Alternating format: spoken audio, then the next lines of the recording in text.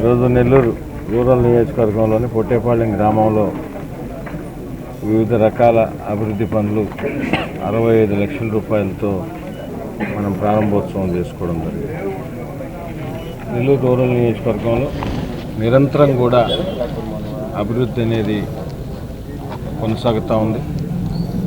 అదేవిధంగా ప్రత్యేకంగా నెల్లూరు రూరల్ మండలంలో గ్రామాలకు సంబంధించి మీరందరూ కూడా మీడియా మిత్రులు కానీ ఎక్కడెక్కడ స్థానిక ప్రజలు కూడా చూస్తూ ఉన్నారు.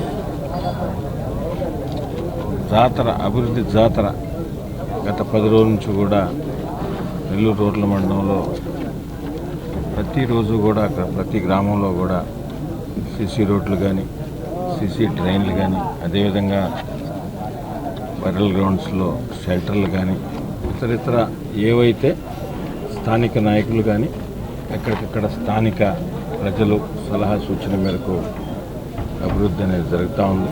ఈరోజు మనం ఏదైతే 65 లక్షల రూపాయలతో మనం ప్రారంభోత్సవాలు చేసుకున్నామో వీటిల్లో దాదాపు శ్మశాన వాటికల్లో 6 షెల్టర్లు, మిగతావి సీసీ రోడ్లు కూడా ఈరోజు మనం ప్రారంభోత్సవం చేసుకున్నాం.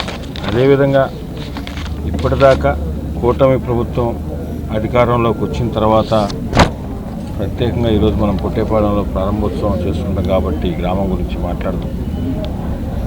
సీసీ రోడ్లు కానీ డ్రైన్లు కానీ కమ్యూనిటీ హాల్స్ కానీ అదేవిధంగా శ్మశాన వాటికల్లో మునుపెన్నడూ లేని విధంగా పొట్టేపాళెంలో ఎన్ని ఉన్నాయో అన్నీ కూడా షెల్టర్లు, అదేవిధంగా 24 అవర్స్ కరెంటు అన్నీ కలిపి కూడా ఈ 23 నెలల్లో 4,50,00,000 రూపాయలతో మనం అభివృద్ధి పనులు చేసుకున్నాం.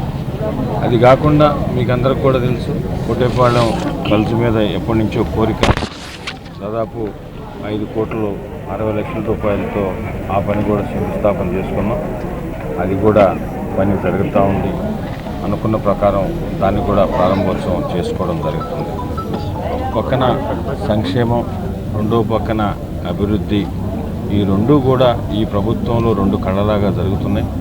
అదేవిధంగా ప్రత్యేకంగా యువగళం పాదయాత్ర ద్వారా యువనేత తెలుగుదేశం పార్టీ జాతీయ కార్యనిర్వాహక అధ్యక్షులు శ్రీ నారా లోకేష్ గారు యువగళంలో ఏదైతే మాట ఇచ్చారో యువతకి, దాని ప్రకారం ప్రత్యేకంగా ఈ 23 నెలల్లో దృష్టి పెట్టి దాదాపు 21 లక్షల కోట్లతో 657 ప్రాజెక్టులు తీసుకొచ్చి రాబో రోజుల్లో 21 లక్షల ఉద్యోగాలు, ఆ రోజే మాట ఇచ్చారు ఆయన, 20 లక్షల ఉద్యోగాలు మా ప్రభుత్వంలో మేము ఇస్తామని ఏదైతే మాట ఇచ్చారో యువనేత నారా లోకేష్ గారు, ఆ మాట ప్రకారం ఆ దిశగా అన్ని అడుగులు కూడా ముందుకు పడుతున్నాయి. ఈ 23 నెలల్లోనే 657 ప్రాజెక్టులు తీసుకొచ్చి ఎవరైతే యువత నిరుద్యోగంగా ఉన్నారో, ఎక్కడెక్కడ వేరే రాష్ట్రాలకు పోతూ ఉన్నారో, వేరే ప్రదేశాలకు పోతూ ఉన్నారో వారందరికి కూడా మాట ఇచ్చారు. ఆ మాట ప్రకారం ఈరోజు అన్ని 657 ప్రాజెక్టులకు కూడా గ్రీన్ సిగ్నల్ ఇవ్వడం జరిగింది.